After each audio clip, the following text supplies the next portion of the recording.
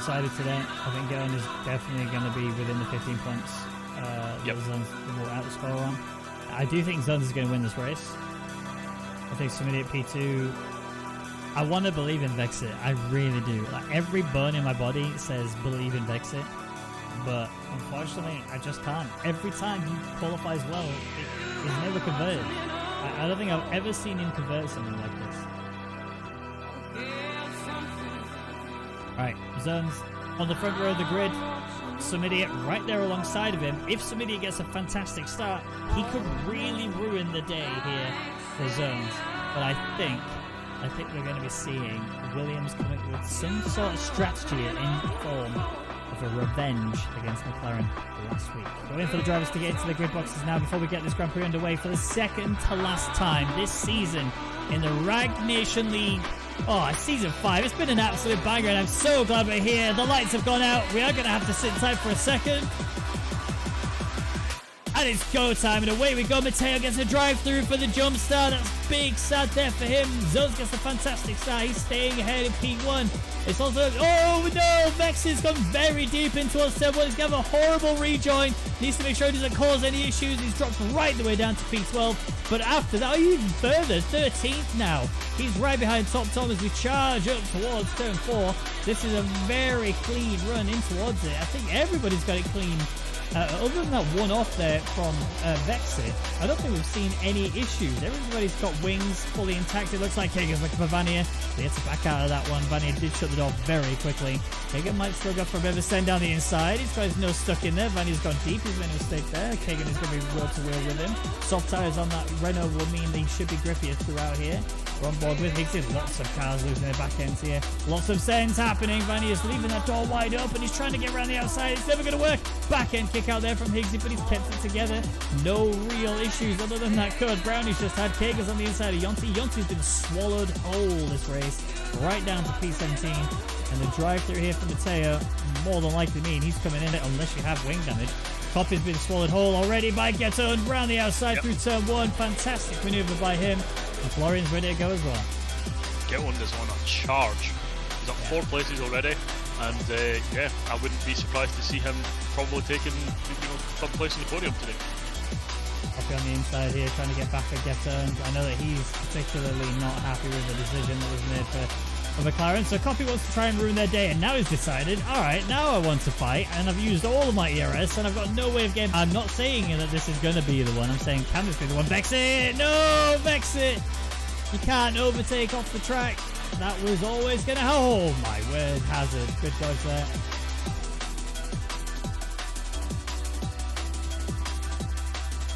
This is scary now for Williams. I mean, realistically, it's 2 cars versus 1 car, so they should still benefit in the long run.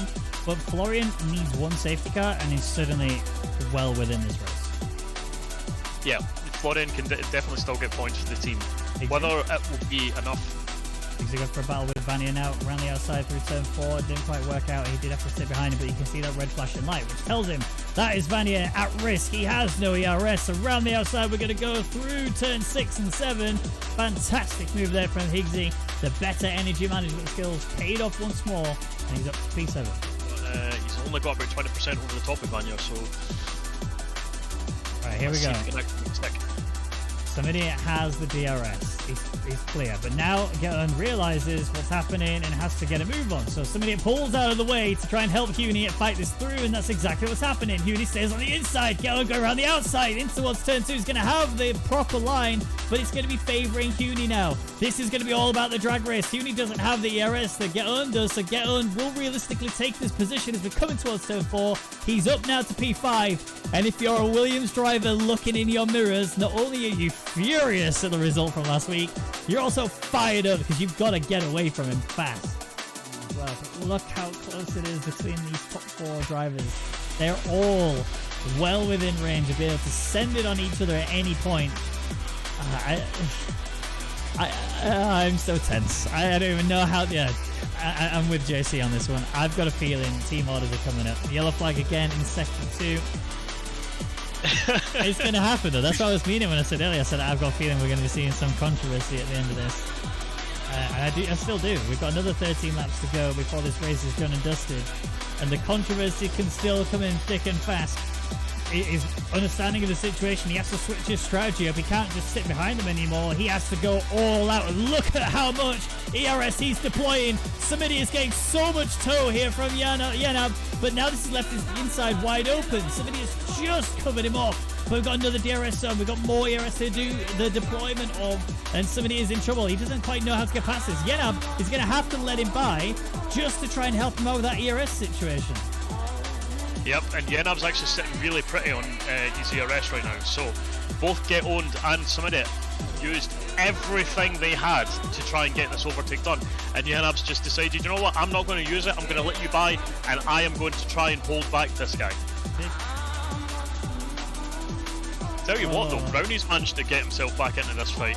Yes, he's got a penalty, but he's been slowly reeling these boys in, and now he's within that 1 second margin. So, you know, well played. He might actually be on for a sneaky extra position again, depending on whether his penalty was justified or not. The one thing I do want to point out though is that there is a concern here for the Williams boys, because Getland has actually done a really good job of recharging his battery quite well. Because we're at the stage now where we've only got a couple laps to go, he can actually really start to deploy the battery as he sees fit. I mean, he's already very close to the back of Yanab here. Oh my word, that was so close. Get on, nearly running to the back here. This could be great. Yeah, it's the AI zones, unfortunately. So. But the AI don't get ghosted when we turn ghosting off, which we have right now, which is what is allowing Geton to get into a 3-car fight coming in towards turn 1. This is going to be around the outside. Yenab has to fight. He has to defend for his life here, because this is huge for this Grand Prix. 1 penalty for either of the 2 drivers ahead, and Geton is suddenly on for a P2, or even potentially more. But this has to be the tiniest laps that we've seen from the Williams boys, because the gap is too close. This is going to be this one. Here comes Brownie on Huni. He's going to go around the outside in towards turn 1. He's already got that position in, but he does have a penalty against him. But if anybody gets one, if Huni gets one, sorry, he's suddenly covered up from that. Up to P4. Geton deploying every ounce of battery that he can to try and do anything about these Williams boys. But they've looked so good this entire race. Faulting for it in the slightest. Geton is giving it the full beams and the charge down to it. But Samidia, for the first time in RNL history, will get the race win. Yenab will get P2. Huni gets P3. Geton finishes in 4th place with Brownie in P5. Yeah, it's a great march up the field from Brownie there to get P5. Yes, he had that penalty, but well done to him. Thank you guys, yeah! Good job, mate. You deserve it. Yeah, you deserve that. Well done. It's about fucking time, mate.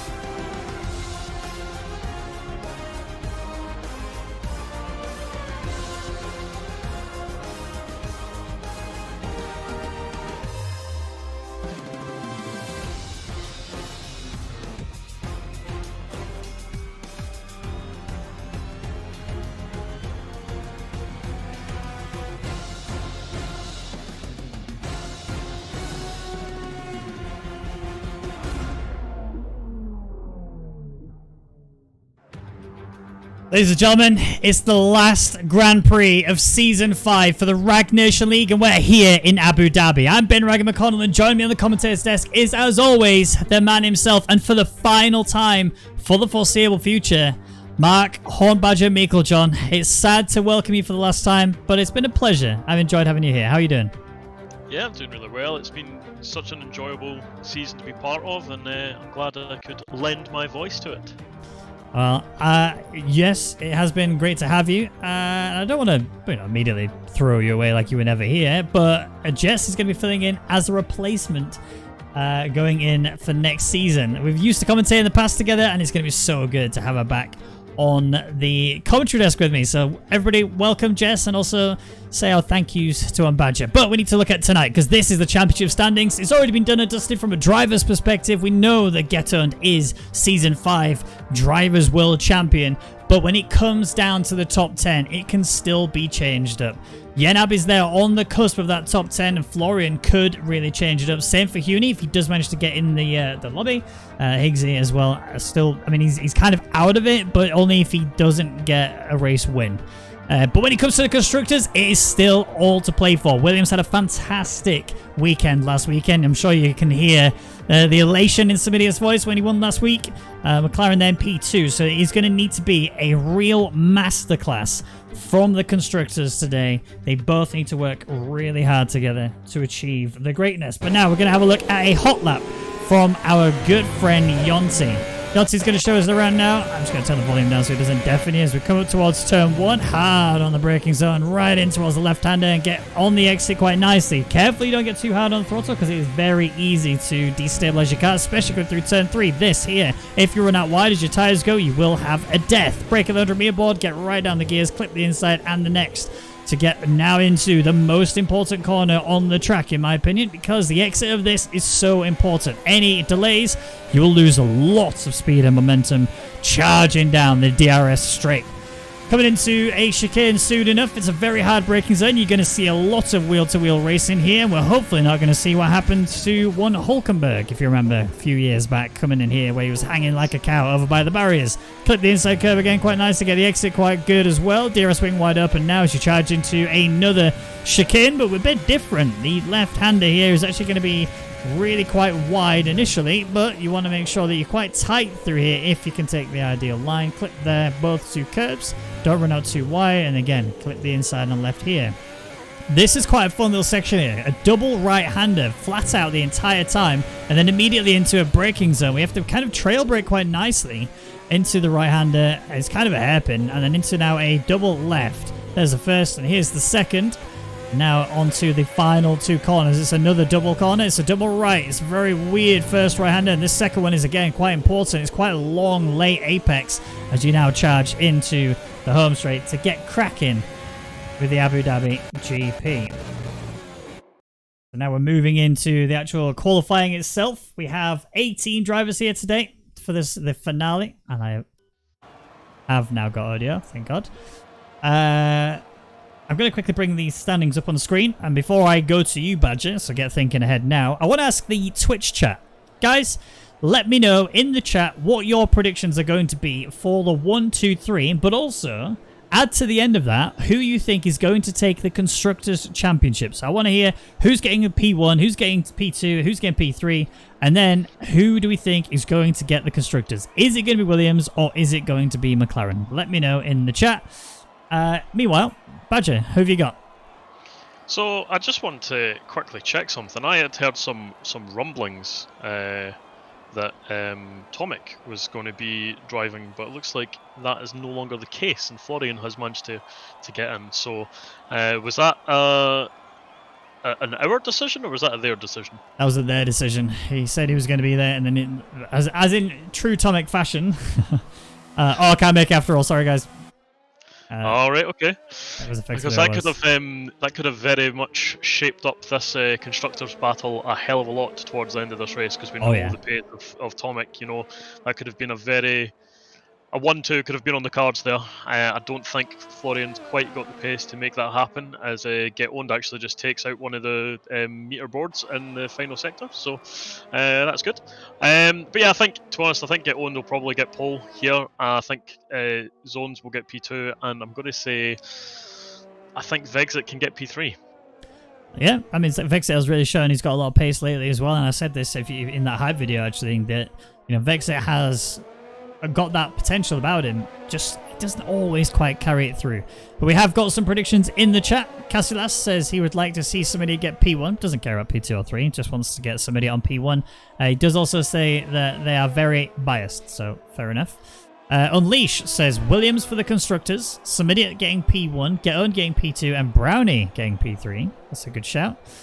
Blanc with a Get Owned P1, Samidiot P2, and then Zones P3, but Williams taking the constructors. The race engineer, Fossetti, thinks Zones will get P1, Get On will get P2, and Top Tom will get P3. And then Freeware says, Cody on the podium, that's all I'll say. So Alex has actually had a crash in Sector 1 and is dead. So not ideal from him. And I'm just trying to see, his car's away now. But yeah, that's a little bit of an incident. So he will most likely be dead last come the start of the race. But yeah, I would love to see Cody up there. I'd love to see somebody on that podium. Stop the count. I don't think he's quite got the pace to do it in qualifying, but I do absolutely believe in him during the race. I think he can definitely be on the podium once again. But he's actually not too far off the pace of Get On there, and who we know is a great qualifier. So yeah, that's a great lap from Soneria to be so close. Now, there's two people I actually want to see redemption from today. Top Tom and Zones. Both of them had very weird races last week. Zones obviously was plagued with connection issues, and effectively that basically shut his chances of a driving championship being available to him. And he's coming back swinging. Look at that, a 32.5 already. So a fantastic lap from him, 2/10 faster than anyone else on the circuit right now. But, still plenty of time for it all to change up. Top Tom did intentionally invalidate his lap. I also don't think this is going to be a lap where he is going to put in, even if you do look at it from the invalidated lap time, I don't think it's going to be even slightly competitive, because he did take a very wide line on one of the straights, which will cost him a little bit. Yeah, Brownie up there. So, yeah, just touching on Zones, he missed the race because he had pedal problems and or force feedback problems, sorry. And he also had effectively missed last week's race because he just couldn't. I think I sent him like 15 invites, and every time he got in for about 30 seconds and he dropped out again. So, yeah, kind of two issues completely not his fault. Meant effectively he's missed 2 races, and he obviously missed the first couple of races as well, but he was still so close to get owned. This battle could have went all the way down to this race, and they could have been fighting it out on track to get that championship, but unfortunately that was robbed from us a little bit just through the issues that Zones faced. But what a drive Get Own's put in this entire season. Oh yeah, 100%.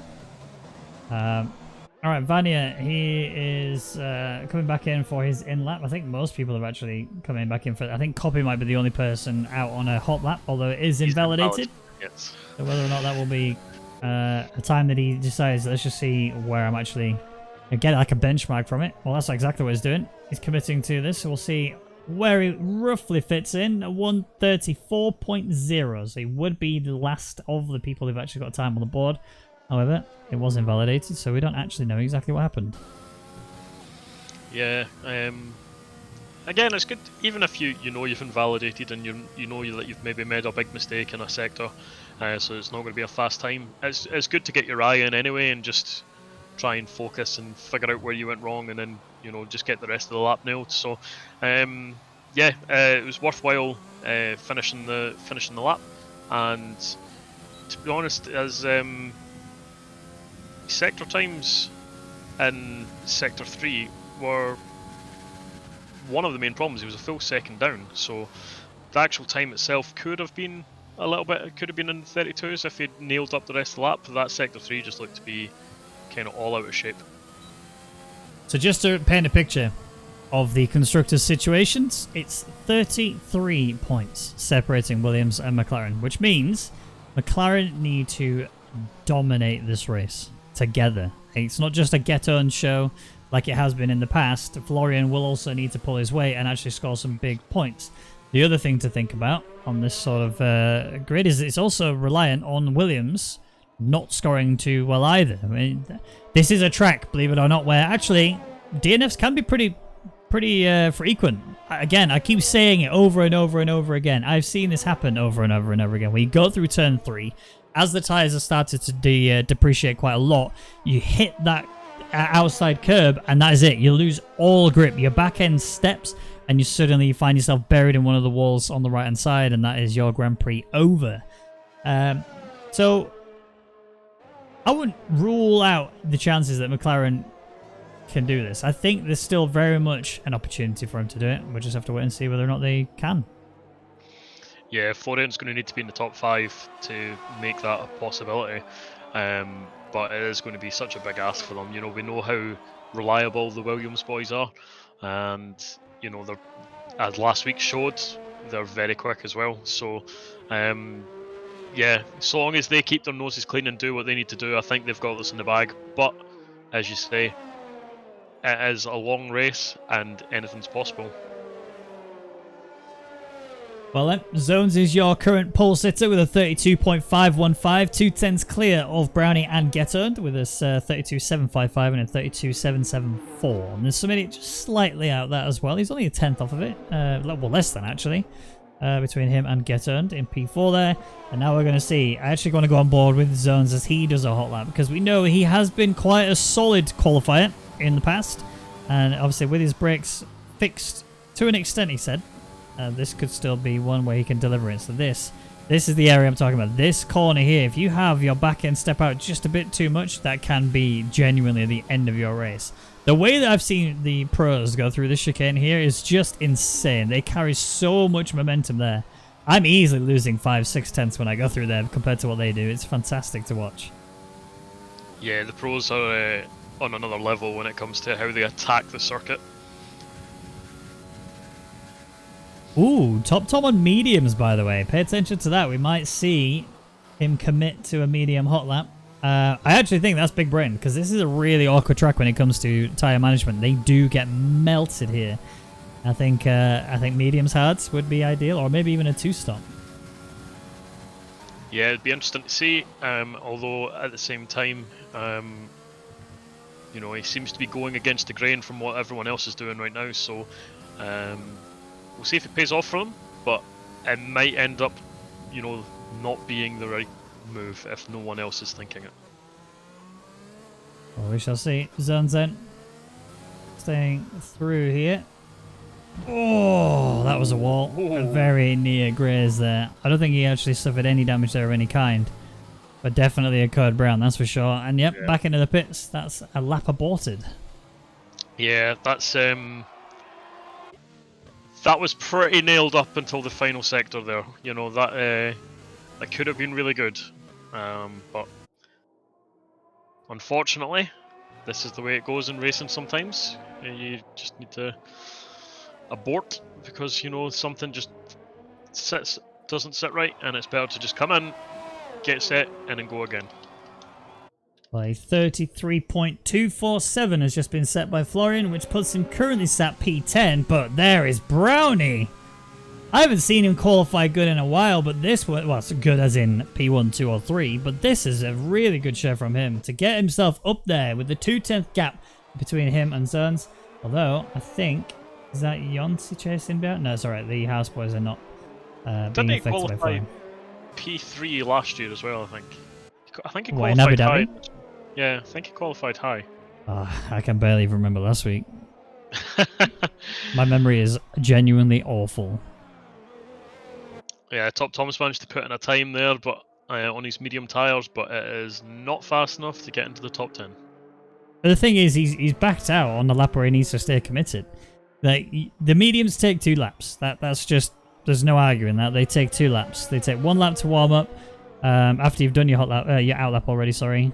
And then the second lap is where you'll get the most out of them. So if he did go again, who knows? Might get the extra 3 tenths and put him up there inside the top 10. Maybe even get a bit more than that. Potentially get Danico in there in P7. But like you said, like, why would you? Why would you want to do that? And for me, it's qualify up at the front and just fight your way through with the rest of them in this race. Yeah, I think, you know, dominant strategy can sometimes be very powerful. I just don't think it's going to be particularly good here for him today. It's, again, it depends what the rest of them do, but if you're not getting into the top 10 anyway, you might as well put the softs on and see if you can sneak in. Alright, we've got more and more people coming back into the pits. We are starting to run to the later stage of this qualifying session. 4 minutes to go, according to our clock here, but we know that timer isn't quite accurate. They do have about an additional 40 thereabout seconds on top of what the time you see there. So bear that in mind when we come to what we will conceive as the checkered flag. And I haven't heard from anyone yet about the weather, so I'm going to just make a stab in the dark and say it's going to be dry. What would give you that impression? I have heard from the stewards. They've given me a notification to say there's a less than 1% chance of rain here today. Yeah. I mean, are we surprised? It's Abu Dhabi. No. It's like Bahrain. It's like the two of the tracks you just never see rain at. Yeah. Interestingly, though, as well, like, we don't really see much rain in Singapore, despite how often it's raining there. In the game, yeah. In official F1, I've seen it race there well. a few times. Rain there a few times. Yeah, but like, I mean, having been in Singapore, it's raining pretty much like, 4 or 5 hours every day.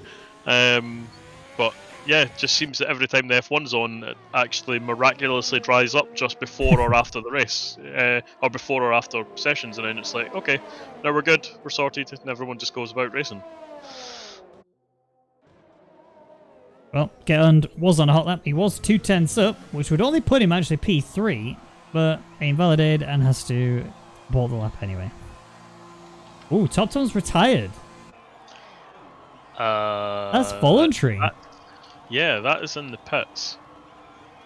So I think he really doesn't want to be on the soft tyres in this race. He could try it again on the medium, though. Well, interesting. Yeah. Maybe he's just deciding to have his dinner instead of qualifying. Yeah, maybe. I'll quickly walk the dog. Yeah. Well, interesting. That is for sure. However, currently, as it stands, Brownie still your pole sitter. Matteo Longay, though, P2 at 32.494.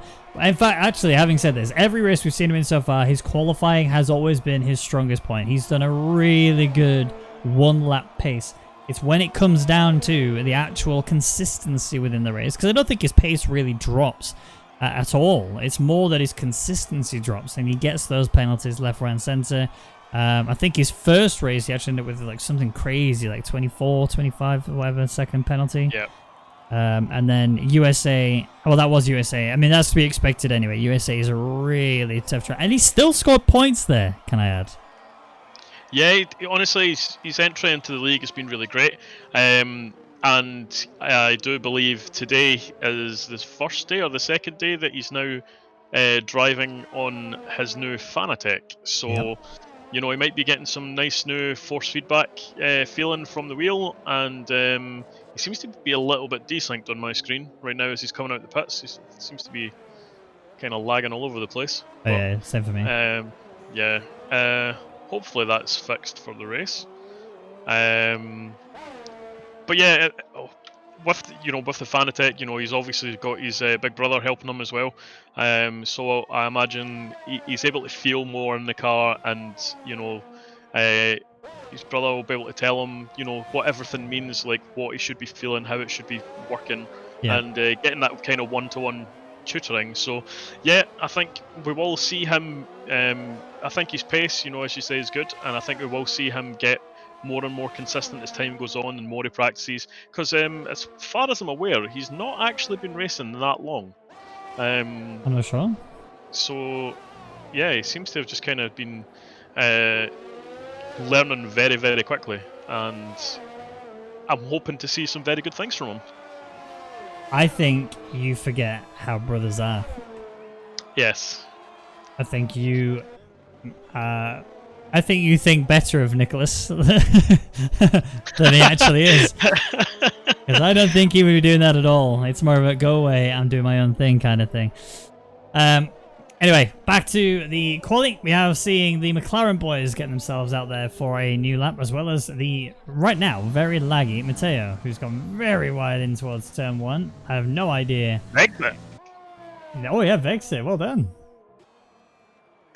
He's popping in when it matters most right at the end of the session. But here comes Zones just coming on his lap as well. Invalidated. Yeah. Invalidated. That's a wonder rip if he's for him. got time. I think he's got time to set another. He still seems to be nailing it. And Vanyar got out of his way, so I think he's got enough time to make it to the line and go again. But will he have enough ERS? That's the question. Yeah, I think he should be fine. It's when he gets to single digits, he's going to have issues, but we'll see then. Oh, through there into the new lap. He was actually slightly slower. I think this isn't him driving now. It looks like it's still going pretty fast. I would imagine this is him.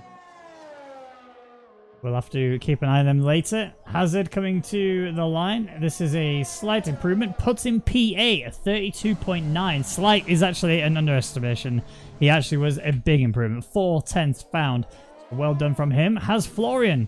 Nope, he's invalidated, so he will not be going any further than P12 at best. Whereas Get Earned, he's P6 right now. Has he got the goods in his pocket to get himself up there on pole position? The final corner has to be clean. He's gone very wide through there, and he has invalidated. It was a 32.214. That was pole position in his pocket, and he threw it all away by one mistake through the final corner.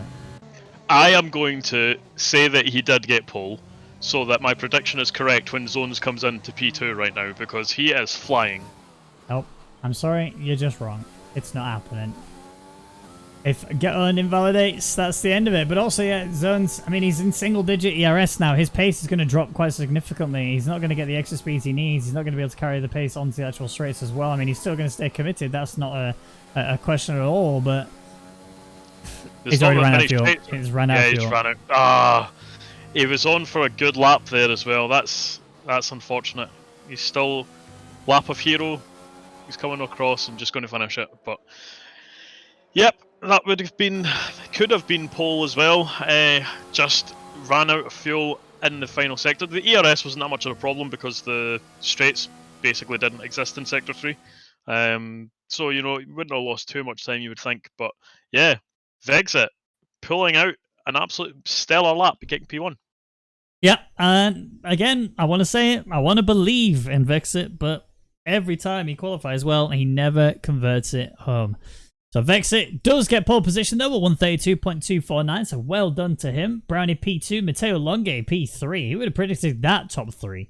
Simidic P4, Zones P5, Get On P6 with Danica P7, Hazard right there on the back of him in P8 with Higgsy P9. Yenab rounds out the top 10 with Yonti getting best of the rest in his usual fashion. That is his perfect position because he loves doing the alternate strategy, and he's going to really... I actually think Yonti, top 5 easy this session. Yeah, I mean, Yonti's very good at kind of keeping himself clean and just trying to get the most out of the alternate strategy. But I would like to see him get into the top 10 more. I don't know, he just doesn't seem to pull it together and he's qualifying so much. Oh, we'll see. Now the drivers are all on the grid getting themselves ready for this Grand Prix. Remember, there is very high chance of a completely dry race. There's going to be very little chance of rain here today. I think this is going to be all about that strategy. Again, I actually suspect that this is going to be a 2-stop. I've heard in the chat, I saw somebody say softs mediums or medium softs. I firmly disagree. I don't think a medium soft is doable unless you really stretch the tires, and even then you're really putting yourself at risk. Subidiot, though, is somebody who would be that person, I think, that would try to do that level of strategy. We'll see now as the tyres are shown. Softs for all of those who qualified in the top 10, of course, because they have to. And mediums for every driver outside the top 10. Somebody who tried to qualify on those mediums was Top Tom, so he's going to be very happy to start on that component tyre. Just, is he going to be able to bring it on home and get himself into a podium finishing position? Will we be having a chat at the end of this race? I think probably not, but only because Brownie is the type of guy who works a lot on the fastest way to complete a race and which tyres are the best and like optimum lap times and optimum lap to come in on for those tyres and to make those tyres last. So if Brownie's decided that the fastest way to go is stick on a soft pair of boots and absolutely bomb it up the front of the grid and then do the regular pit strategy, that's probably the fastest way around. So I think, yes, the alternate strategy can maybe be stronger, but you would then lose time because you're trying to work your way through the field and you're fighting with people and things. So Brownie's the type of guy I would say it's probably calculated this quite well and has decided, nope, I need to be on the fastest pair of boots and get myself as far up the road as possible. Wow. Predicted pit stop strategy from F1 AWS Insights. A 4-stop I just saw there. 3-stop, sorry. Right.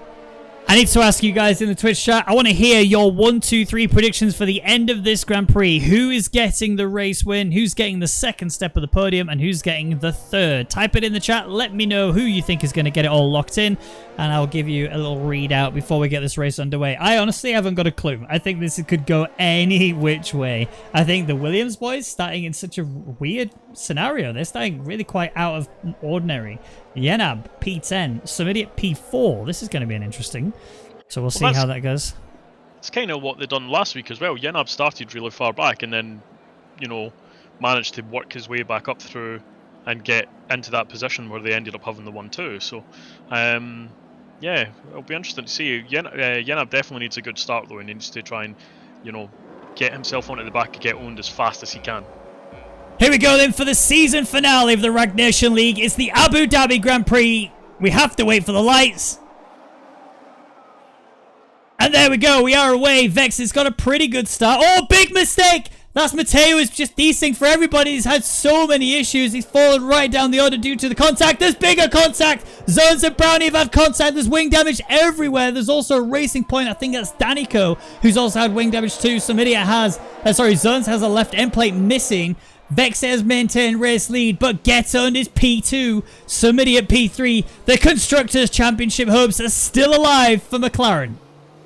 Yep, they're still alive, but what a hit they've just taken with that start from Get Owned, up 4 positions straight away.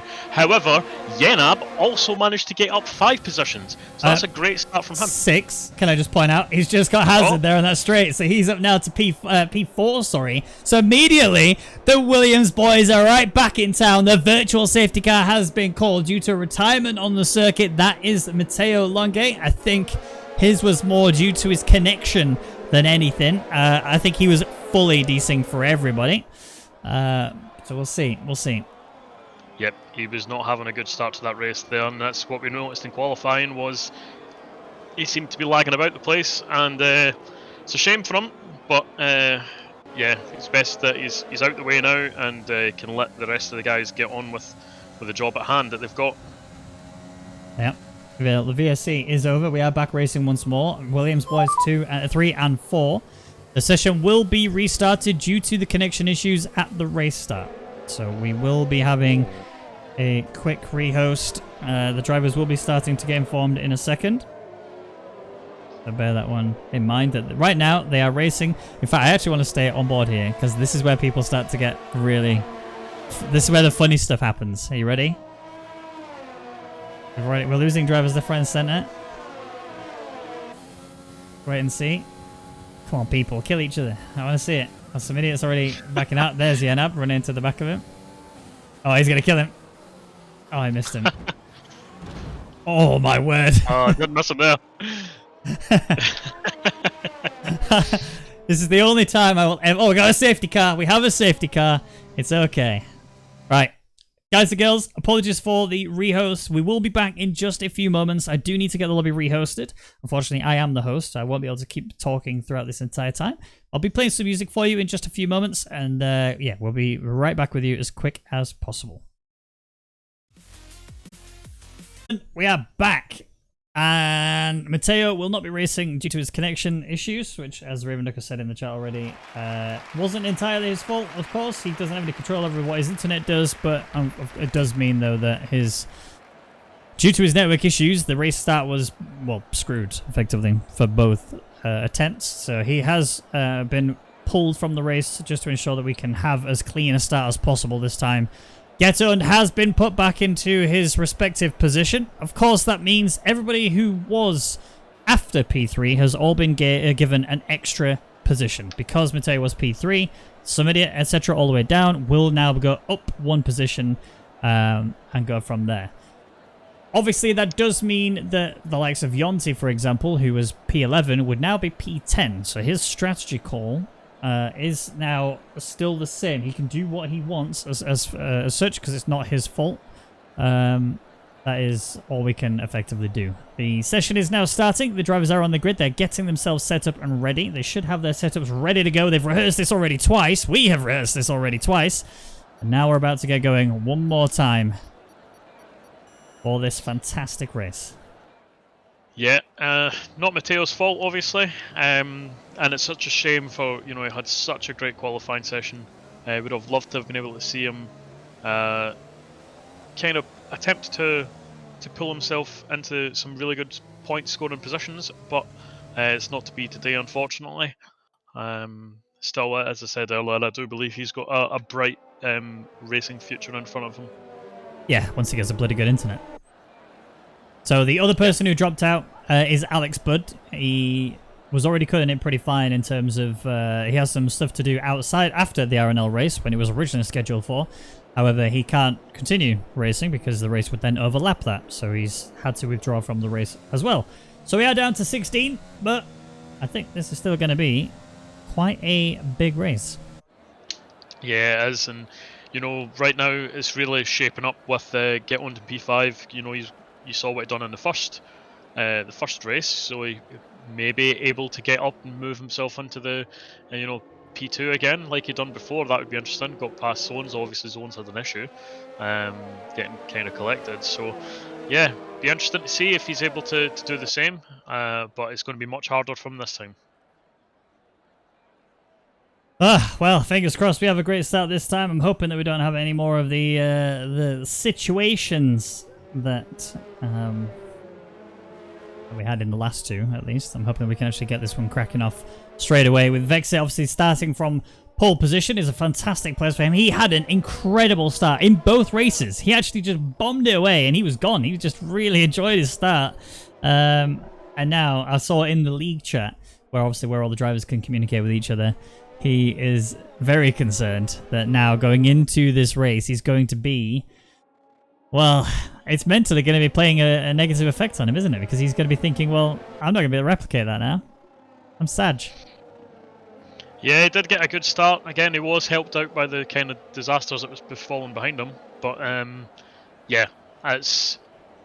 he just needs to focus. He's got no one in front of him. He can just think calmly, get into turn one, and then see what happens after that, see how the race develops. But, I feel good. He's got good pace. He should be able to do good things. Right then, here we go for the third attempt at this Abu Dhabi Grand Prix for the final time. Wait for it. And we are away racing. Vexy looks to have actually got the good start that he got last time. It looks like Brownie's also been able to match him. He's on the inside going towards turn one. Vexy should be able to maintain the momentum. And yes, he has. And we are still good. And all the way down the field, we seem to be pretty happy with all drivers on the track. No mistakes made so far. Safso at the back of the pack right now. Kagan right in front of him. Looks to be Kagan maybe going for a little bit of a send down the inside on Copy. Oh, there's been a bit of contact. Hazard's rotate. Big crash. Oh, no. Kagan's lost the front left end plate. Hazard has been rotated and lost the right wing. And it looks like Vanny has been caught up in that mix too. His right and left wing are pretty heavily damaged. And they're going to have to be limping back to the pits. Yeah, and Get On there got a really good start, but somebody decided to cover him off instead of covering off Zones, which allowed Zones to get past and held Get On up. But this is exactly what somebody needed to do. He needs to keep the McLaren behind him. So he doesn't really care if Zones finishes in front, just so long as the McLarens can't get good points. Yep, exactly. I mean, Florian's up there in P9, so he is still going to be scoring, but currently as it stands, they do not have enough, because they have to outscore by at least 33 points. Bear that in mind. That's a lot of work to do here today. That would really require Williams to be severely on the back foot. Kagan with the first time penalty already on the board for him. He does have wing damage, so we'll give him a little bit of an excuse, but there is actually a fair bit of a battle going on down there in P10. I think that's Florian. He's actually, yeah, it is. Florian and Top Tom going wheel to wheel. Top Tom's managed to get himself through there, and he's up to P9. Yeah, that's a good move there from Top Tom. He's on him. He's kind of on the move, really. He's up 3 places now. Vexit there, just coming across. He's almost got up that second gap to Brownie that he'll need to get out of the DRS. He's got to do it this lap, otherwise, there's such long straights here that he will kind of be a sitting duck. Yeah, he really, really will. The rest of the grid are all pretty much in the train together. The telemetry on the left is obviously incorrect.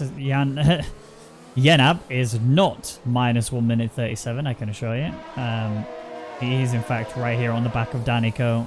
Within that tow range for sure, but he's kind of only just hanging in there, realistically. The pace is not quite the best from him right now, but, you know, he can easily fix that up. He's got a lot of ERS he can deploy should he need to. But I think he's comfortable. I don't think he has to worry too much. Yeah, he's still well within that range, so doesn't need to do anything too drastic. Vexit there just hasn't managed to get out of that 1 second margin that he needs. So if he doesn't do it on this straight, it's likely that he's going to be stuck with the train. So something to note, Brownie's actually running a lot more wing than almost every other driver on the circuit. So when it comes to his straight line speed, he's not going to have it. He's going to need the tow, he's going to need the DRS, and it's in his best interest not to fight with race leader, but to try and stay with them as much as possible, and use the better part of the track for him. Then I guess it's going to be majority of sector 3, parts of sector 1, and that's it. Sector 2 is basically just cling on and hope for the best. Yeah, it's definitely a strategy, and Safso gets himself a 3-second time penalty. It's a risk as well, though, especially because of how high up he qualified. You know, if he does drop out of that margin, then he will be slow. He does need the DRS and he does need the slipstream. So, but it does massively help him in Sector 3. We are now on lap 3, which means the DRS is enabled and the telemetry on the left is now accurate. So you will be able to see who is where and what. Danico, for example, is outside of that 1 second margin, which does leave him vulnerable to one Yenab in there in P7. However, Danico has done a pretty good job to reel himself back into it again. That was the detection line that he's just crossed. So now he is within DRS range of Geton, and he should be able to hang in there. Oh, never mind, he's had a bit of a wobble. That's going to cause him to lose a fair bit of time here. Although he burned a fair bit of ERS, it looks like. He's held back on. Purple sector 2. Just get within it, which is good. He just needs to make sure he stays within this kind of tricky sector 3. But he is kind of fluctuating on the outer reaches of that. But right now in sector 3, there's no one anyone can really make a move. No one wants to make a descend because you lose so much time. So it's just about staying behind and waiting for an opportunity and later in the lap. I've just received a message from the studios to tell me that the incident between Danico and Hazard is under investigation. Right, okay, it'll be interesting to see what comes from that. Didn't quite see what happened from the onboards, but no, me neither. Looked like a big moment for them. Well, we'll continue and see how we go going forwards. Lap 4 of 28. We have 24 more, 25 if you include the one that they're on right now, laps to go before this race is over. And the train is starting to break. There's been a fair few carriages that have been left behind. And there's a couple of carriages sort of still scrapping their own little fight. Higgsy's more the main one that's broken away from this. He's down there in P8. And he's actually being chased now by all of the medium and hard runner, I guess, of Kagan. Now, I think I just saw a message saying that Florian is disconnected though. Did you also see him? Yeah, he did.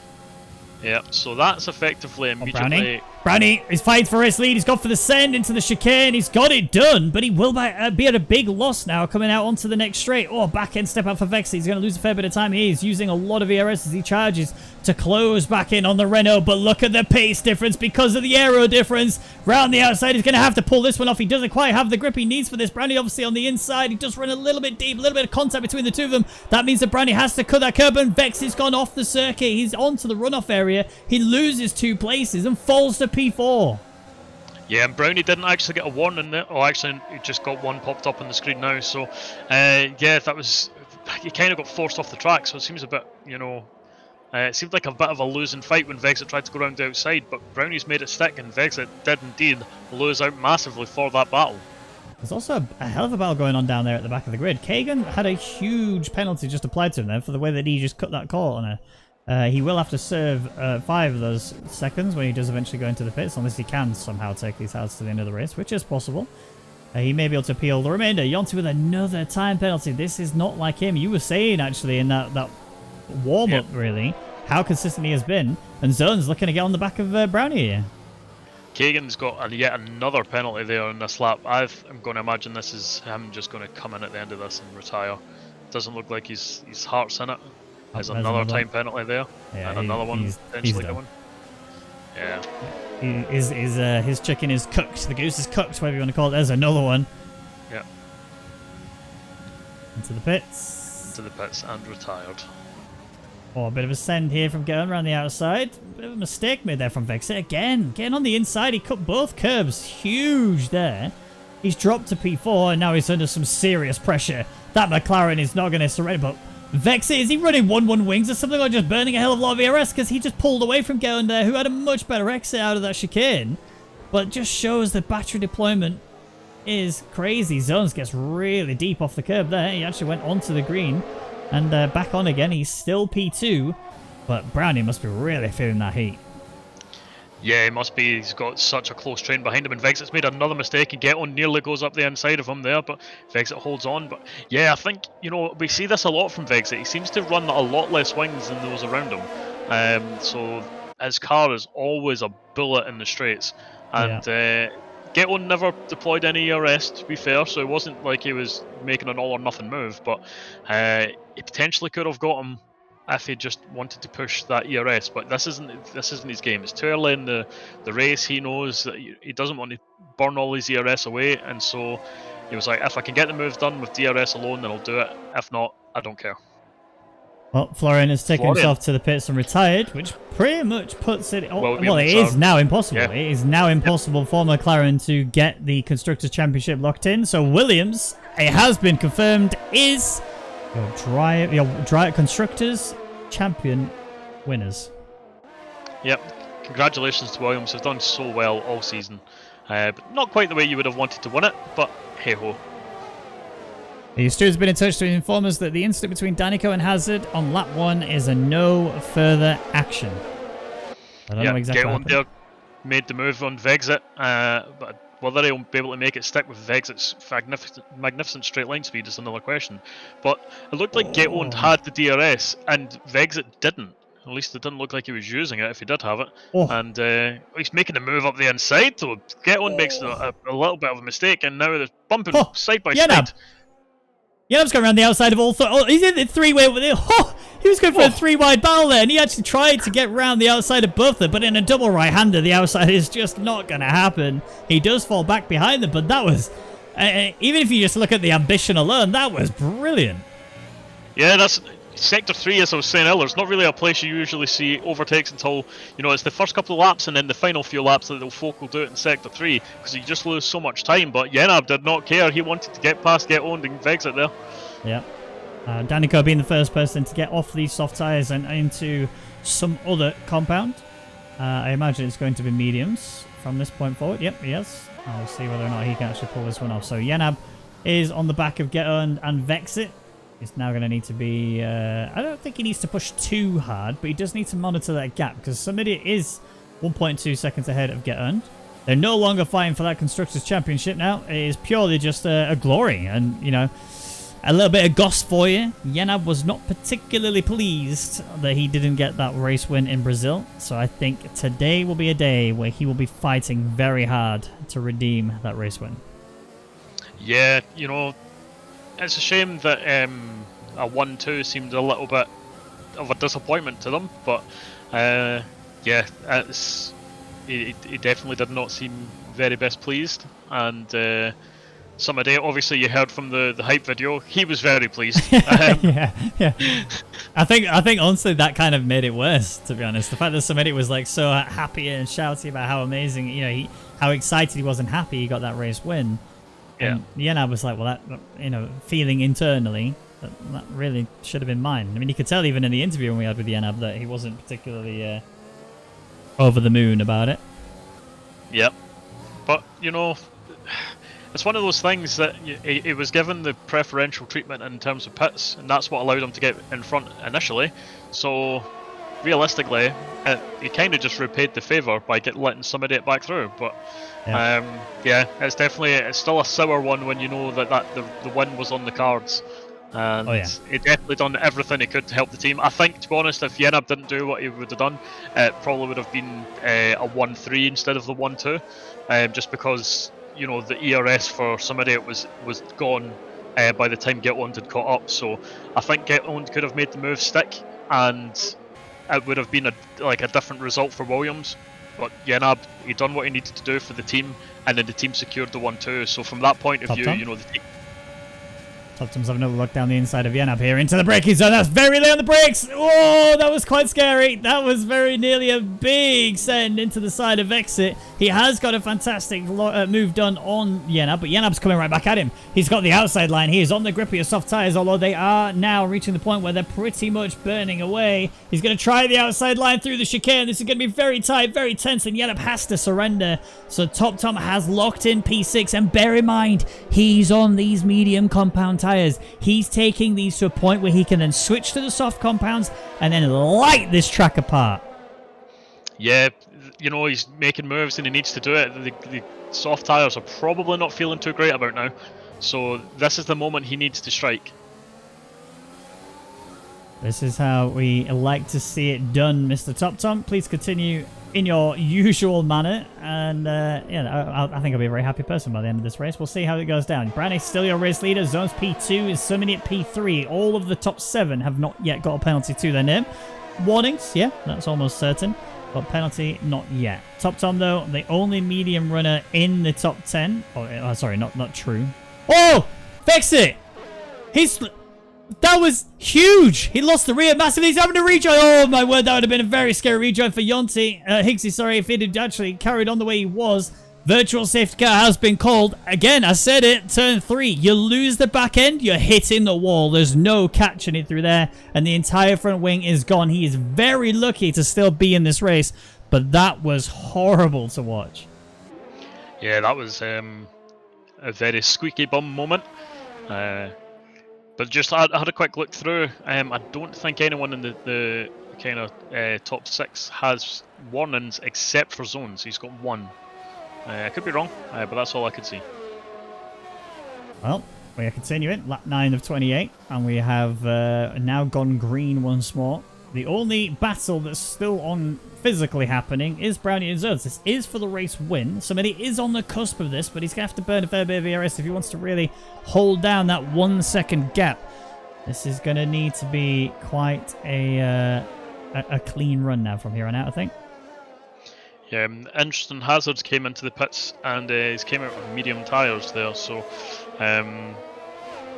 he seems to think that will make it to the end this time, but I don't know if he maybe got more damage there, needed to swap for his wing because he was on the medium tyres already. Yep, okay. So Yonti on the back of Vexit. He's actually got that move done, actually, because Vexit has got that broken wing. He is limping back to the pit lane. I mean, in fairness, we could see a safety car, because I don't think he's going to be the only person to make that mistake. It is very easy to have that issue happen, especially when your tires start to drop. They just go. They just snap away from you, and there's no way to catch it. But today is a very rough day if you're a Red Bull fan, that's for sure. Yeah, it's not going well for the Red Bull guys, but, the race isn't over yet. They could still get some points from this. They just need to hope for a safety car, really, and then they can be right back in. I'm going to go on a really bold claim here. I actually think TopTom's winning this race. I think he's got this one very much under control. He seems to be the most consistent, the fastest, and overall best performing driver right there on the field. Why did I say that? I just remember what happened last week. Yeah, I was shaking my head as soon as you mentioned his name. I am so sorry, TopTom. Why did I see it? Why did I say that? Yeah, that's on you. That's on you. Yeah, he's doing well. He's putting in some good, consistent lap times. He's kind of matching what the guys in front are doing. Get Own's a little bit slower than the train in front of him, losing about 2/10 a lap, and he gets a time penalty there. Again, it didn't actually look like he went fully off the track, but it seems that that's happening to him quite a lot. But here he comes into the pits following some idiot. Yeah. A couple of people checking themselves in. The constructors, well, I would say battlers, has been finished. There is now no battle between the constructors because Florian has retired. It's physically, mathematically impossible for the McLaren boys to take the championship away from the Williams team. Yeah, but Williams are still going to do everything they can to finish in front of McLaren. There's a little bit of a sore spot there from a couple of races ago in Mexico. Oh, I'm so nervous now. I'm so nervous now. Why did I open my big fat mouth? Zone's on the back of Brownie here. He's actually having a look at it. Now he has to sit back and wait for it. Another DRS zone to come up though. And Brownie, it looks to be... Brownie looks like he's either making a lot of mistakes, which does not seem to be the situation at all, or he's intentionally trying to slow the zones down. I don't know what's happening. What's going on? He's weaving like crazy. Yeah, that was a little bit of looked like two moves there, but Zones managed to get through fine. I think, to be honest, Brownie's tyres are just done. I think they're cooked. So I would expect to see him in this lap. He's lost so much time and so much pay. I don't understand what's... Is he about to have a puncture? I don't want to go bother him because I've got the rev limiter bug, but I can't tell based on his driving. He's definitely not a happy bunny right now. I can say that. But he's not been able to attack any of these turns. And he is having to come into the pits and following Zones. Zones actually steps out just a little bit as he's coming into the pits, so his tyres were also just on the cusp. It looked like he had a lot more grip than Brownie did, but certainly wasn't comfortable. Why was Brownie so slow through the chicane? That's what I don't understand. I think it was just no grip, absolutely zero grip. Any corner he went through, he was completely off throttle. He was just tiptoeing. Well, Samidia has actually got P2 back. Look at this. He's right up there in front of all of the people who pit around him, way ahead of Brownie and Getter. And it just shows how much the timing of the pit stop was crucial. And he clearly manages... I mean, he's always been someone we know to manage his tyres much better than anyone else. But my word, that would have been a hell of a run. Vex is still in this to an extent. Not necessarily in the running for the race win, but I guess we'll have to see. Lost a second. Oh, okay. Brownie. Oh, no. So I don't know what happened in the chicane. Oh, actually, 1 second because Yonti and Danico are having a bit of a scrap. Danico went down the inside on Yonti. Yonti's now going to have to go around the outside again and hope that he can continue the run through here. He does have DRS, so he can still continue fighting. Danico does not have DRS, and he also has very little ERS. But here comes Zones tearing around the outside. Yonti's really out of shape here. He's on the older mediums, but he's just losing so much pace around him. Get on now. He's also trying to fight him too. He's trying to find a way through. And Yonti with a big back end step out. Get on. He's going to go for a big send here. I can feel it. Oh my word. Danico went right off the circuit. Get on down the inside of Yonti. That is it. Done and dusted. Zones and Get on. They're going side by side. Of Danico, sorry, going side by side. Danico keeping it alongside of him so well, in fact. But Zones finally gets that one put in. He's back into P3. And Top Tom, our race leader, has pit way too early, in my opinion. Yeah, that's way too early. I don't think those softs are going to be anywhere near comfortable at the end of this race, unless he's thinking everyone's doing a two-stop. Yeah, that's what I think he's doing. Brownie alongside Yonti as well. Yonti just dropping so many places here. He must be really frustrated. Yeah, again though, right now Yonti's still in a position where he does need to pit, so this was always going to happen as the guys with fresh tyres were coming up to the back again. So his race isn't over. He's still got plenty of time to get this done and sorted and make up a gap and bring the places back when he's on the softs. Alright, Top did this on his own, okay? I want to point this out. Top did this on his own. Geton is now going for a maneuver on Danico. This will be a nice simple overtake that Danico cannot really contend with. Get on easy peasy in front of him. Danico could actually retaliate here if he really wants to, but ultimately he shouldn't. He should just sit with Geton as much as he can and just see what can be done. He hasn't got a lot of ERS to play with either, so that in itself is an issue. Yeah, and Geton's still got plenty to work with as he's trying to get onto the back of the Zones. You know, the pit stop. Picking a lap earlier has worked out well for Geton. He's managed to jump a few people and get onto the back of Zones, who was the race leader at the time. But you know, somebody is sitting here a bit pretty as well up front. He's got two very, very fast guys coming up behind him, and soon they will be in DRS range. Yep. Somebody who did have a really good breakaway is right on that 1 second cusp. It could easily, it's already been broken right now. Zones is within it, and now I think Zamidia is going to be effectively kind of stuck here. I don't think he can really do anything about this. Zones is just on a charge. A 36.386 is a fantastic lap time. Yonti on the back of Top Tom. So remember, Top Tom will switch to the softs, and he's done it very early, which must mean... Well, he has to. There's no alternative. He has to two-stop. The softs will not work here unless he's got some magnificent setup which will allow him to just be an absolute bullet. And he is flying there. Yeah, the thing is, he didn't even get it to halfway on the mediums, so there's no way that the softs can go over halfway. No. He's doing the two-stop. He has to be doing the two-stop, and I think, personally, it's the wrong call. Agreed. But we'll see what he can do. Anything can happen, especially if there's another safety car. But if there is another safety car, pretty much everyone's coming into the pits again anyway. So it just seems that it was the wrong move. But we'll see. The race, as we say, is only halfway through. He can still prove me wrong. I'm being told two-stop is faster, apparently. You'd have thought that there'd be many more people doing it. I mean, there may still be, for all I know. Maybe just somebody who doesn't feel quite as confident. Yonti might go for that two-stop strategy, but we'll have to wait and see. It does have the issue of traffic, that being the major issue. You'd also have to manage your tyres to an extent, and you also have to make sure you read the tyre situation just right, because you do not want to follow in Vex's footsteps and find yourself buried in that wall. But to still be in P10 after hitting that wall as hard as he did, and then limping back to the pits, that's still pretty damn good going. Yeah, he's definitely, it's a long track as well, and he hit the wall at the sector 1, so it was a long way back to the pits for him. Well, let's see then, Top Tom. What can you deliver? He's already on the back of Danico, who is 7 laps in and also has a penalty to his name. Top Tom will not want to wait around to try and get past him. He knows he's much faster due to the tyre compound, but also I think natural pace as well. He's going to go for a bit of a send here into the braking zone. He's not. He's going to sit tight. Very smart, I think, there, because that would lose you more time. Plus, he can use all the ERS he's saved up from not attacking here on Danico.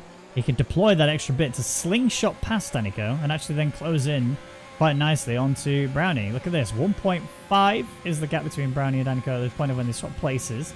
1.3 now, 1.2. Is he going to get down to the 1.1s? Just within it. He might even be able to close. Oh, he's already within the 1 second margin. That was fantastic. Yep, great move there. That was well timed. And a little bit of luck as well to get within the 1 second. But, he's on an absolute charge and he's doing great. But it looks like he didn't actually get the DRS, so just lost it in the braking zone. So a bit unlucky. But he will end up catching in Sector 3 here. He's got so much grip. Well, Danico P6 now. Race leader still some idiot. And it looks like Zones again have actually turned the pace down just a little bit. This will help Top Tom in the long run because he's not turning the pace down. His volume level is 100% set to 11. He's giving it the big one, and I'm looking forward to seeing what lap times we see from him soon. Did get there. Oh, that will not help your race. I didn't do that. That's not my fault. That's not on me. No, I'm not taking that one. That one's not on me. I didn't do that. That wasn't me. Oh, your timing is absolutely flawless. Zones has got no penalty to his name, but he might get one if he cuts his corner just a bit. Oh, I was really hoping that would be one there just to see if I could have carried that trend on. I don't know why this happens. I didn't do anything. Oh, totally rigging the race. No, I refuse to believe this. This is unfair. He did that all on his own. I didn't even mention his consistency. He just did that all on his own. I mean, look how rapid he is. He's closing in so quick on Brownie right now. He's going to be able to get him easy peasy when he comes to this next DRS straight. The only issue is he has that penalty. This is sad. This is big sad. Yeah. Yep, but, keeping things clean is part of the name of the game, and unfortunately, doing this two-stop means that you need to effectively be doing qualifying laps from the start. You need to keep going and going and going and going. And when you're going at that pace and trying to eke out every little bit of performance out the tyre, you will occasionally run wide. But he is now onto the back of the top 3. Yeah, 2 second gap, which will start to drop even faster as these laps continue. He's pushing the car to the limit. It's this final corner, the final 2 corners. He keeps just running a bit too wide on the second to last one. That is what is getting him the warnings. He has just set the fastest lap though. There it is, 35.9 I think that was. Yeah, 35.920. Really good lap time from him. Which right now is putting him about 1.5 seconds faster than P1. That's pretty insane. He's closing it at such a huge speed. Mach 4, I think, is the only way we could gauge how fast he's going. You got Yonti and Vexit, 7 places, because Yonti is in the pits and going on softs. Okay then. That's a no-no in my books. 10 laps, 11 laps. Well, it has to. He's only done the one compound. He's only been on medium tyre. Yeah, but take the mediums a bit further. We'll see. Well, we'll see the pain later when they go pop and he goes bye-bye. Yonti, back of his teammate now. Safso, who is definitely taking those tyres to the end of the race. I think he's really done well to do quite a good job so far with managing his tyre wear. I'm actually quite surprised that Zones and Geton haven't actually... Well, Geton has actually done a pretty good job of conserving his ERS, but Zones is only sat on 35. I mean, Samidia isn't really doing particularly well, but you expect him to be doing poorly on ERS management when he's race leader. It's much easier to be chasing someone and manage your ERS than it is to be being chased and manage your ERS. So, we shall see. Yep, and Top Tom seems to have turned either the tyres are a little bit gone now, or he's just turned the pace down a little bit. He's not catching as fast as he was, but other guys in front have picked up the pace a little bit. Oh, VSC. Is that copy? No, just Danico. Big front wing missing. The whole thing is missing. Done it at the right section of the track though to get in and get a new wing. The VSC that he caused is actually going to help him keep not lose as much time as he would have. So he might still potentially get out alongside his teammate. And he's getting some softs on as well. There is also a Higgsy behind him, also getting brand new softs. Doesn't need a front wing, so he's going to be able to just slide on past Danico and a freebie gained in the pit lane. Yep, and here we go. Back to racing. Earned words. It ended a little too soon. Otherwise, you know, Danico would have been right out in the back of his teammate. But yep, that's him now. A good, 3-4 seconds down the road. It's not ideal, but again, can't really complain too much, seeing as the VSC was out because of him. Yeah, that's true. Also to mention, Geton is doing such a good job of managing his pace and his ERS. 100% battery. He's not even pressing it at all. The only battery he's losing is just whatever the engine's already using, because you are defaulted to mode 1. You can't turn the ERS battery mode off. But you can use overtake to then give you that extra bit of push when you do need it. And now, if your zone's in Samidia, you're sweating. I mean, the 3 second... Oh, Vanya? How's Vanya gone off there? Has he got a puncture? 15 laps. Look like he's got a puncture. Ah. How? What happened? Maybe clipped the wall? He's missing a end plate. Missing more than an play, missing an element as well. What? And he gets a penalty for calling a cut in. Yeah, he's retiring, let's be honest. That's the retirement if I ever did see one. Higgsy copy Safso, fighting for P9. Interesting. Just having a look as well though.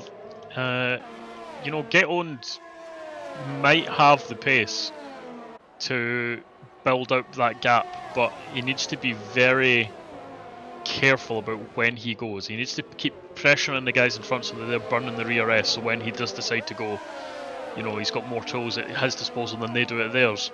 But as you say, he's doing really well in his ERS management. His Zones is now trying to make the move for the race lead.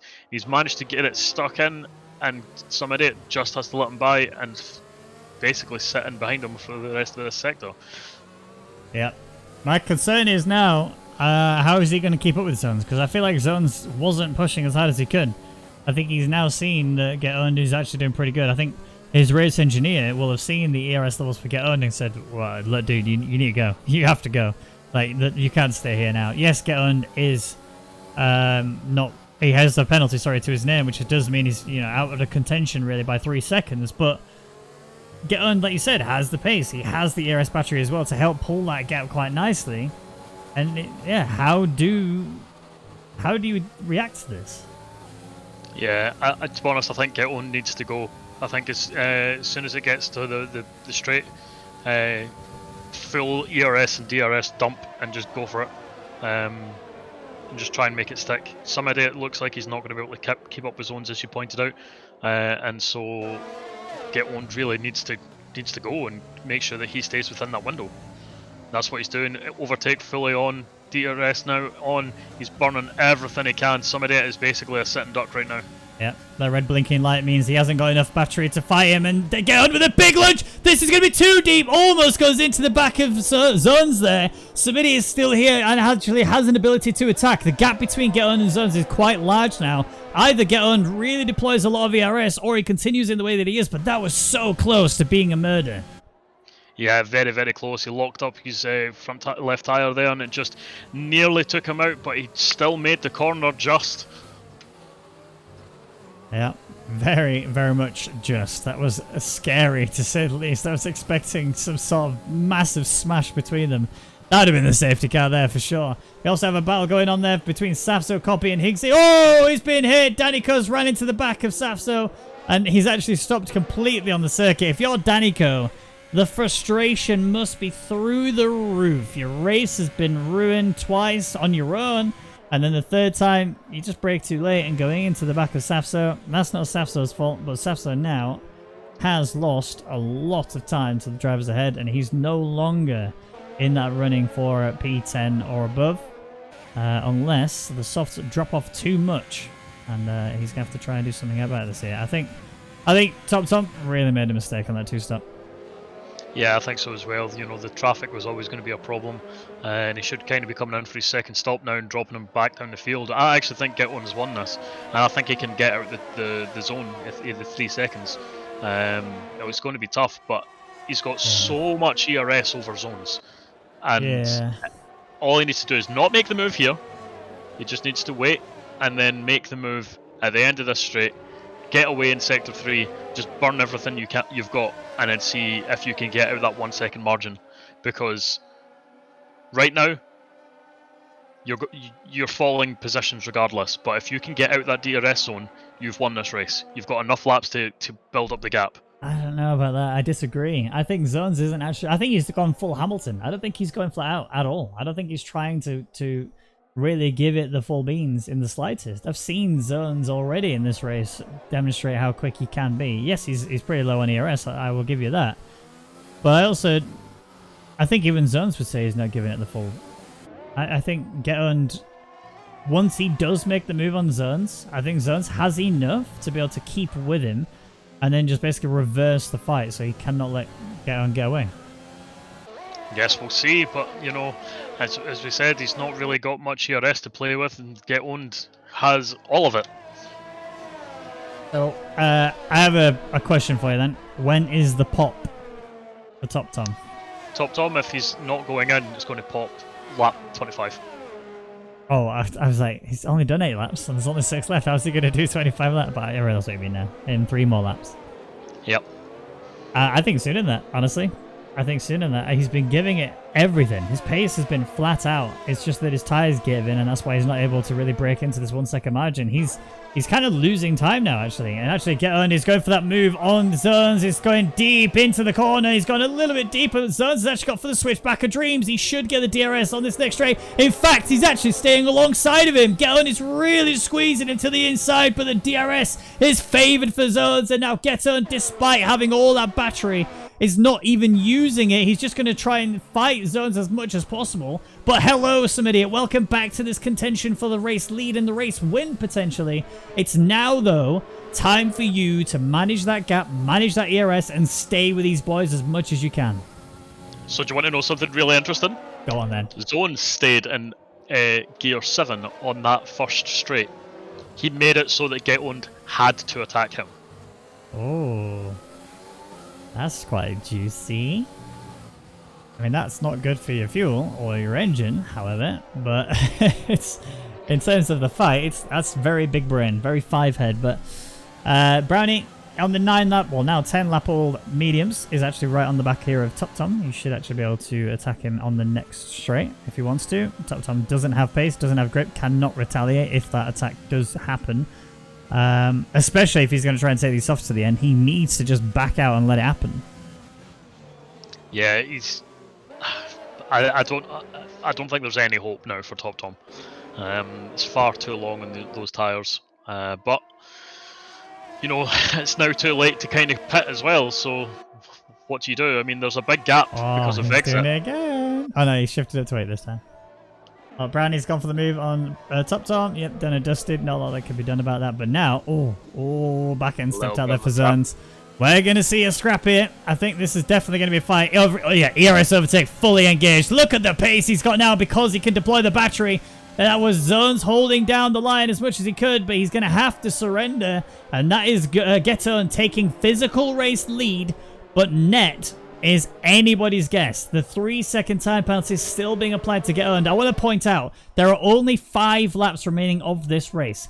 Geton needs to pull a 3-second gap within that time, otherwise he will not be even, well, he'd be outside of the top 3 altogether.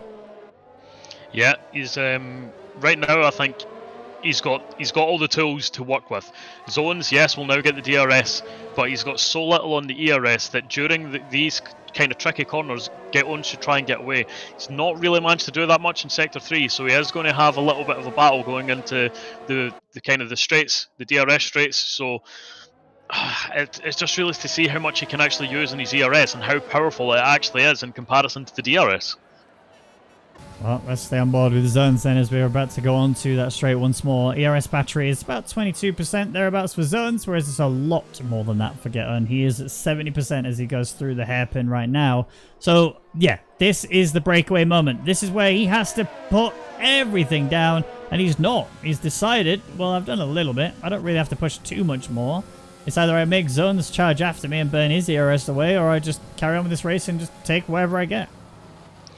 I think, to be honest, he's waiting to burn it on this straight. Let's see. Let's see. There's the... Yep. There's 10 up again. Yep.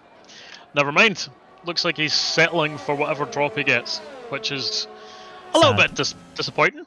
I would have liked to see him try and break away, but, you know, I suppose if he can't break away and ends up burning all of his ERS, that does make him more vulnerable later on to Samadia and to Brownie. So, I guess he's just hedging his bets a little bit, but you know, it would have been nice to see it and try and build away that gap, but it doesn't look like it's going to be possible for him.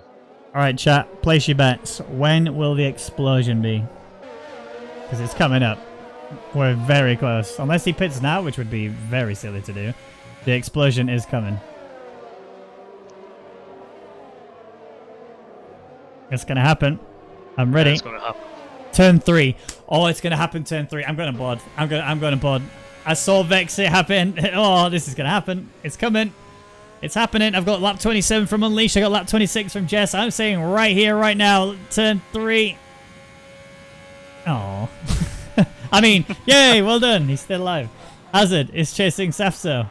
The gap isn't really looking too favourable here for Hazard. Safso on those softs is like, oh, okay, cool. I'm out. Peace.